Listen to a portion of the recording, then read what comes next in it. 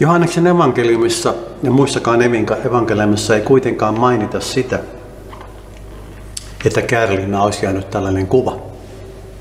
Se onkin ollut kaikkina vuosikymmenellä, käärliinä on spekuloitu aidoksi tai väärennökseksi, niin nimenomaan kirkollisten piirien, pappien ja muiden tärkein argumentti ja uskovaisten argumentti, että käärliinä ei voi olla Jeesuksen käärliinä, koska evankeliumissa ei mainita siinä olevaa kuvaa.